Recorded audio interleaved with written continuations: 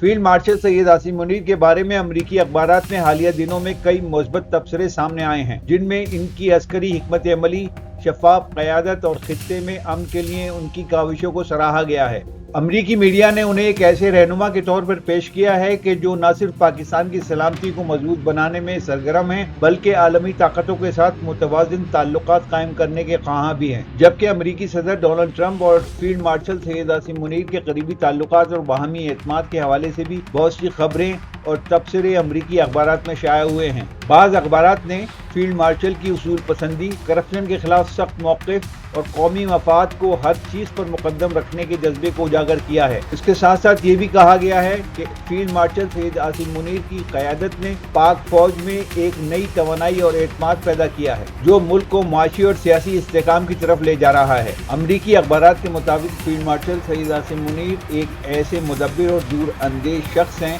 कि जिनकी मौजूदगी खित्ते में ताकत के तवाज़ुन को बेहतर बनाने और अमन के इम्कानात को बढ़ाने में मददगार साबित हो रही है।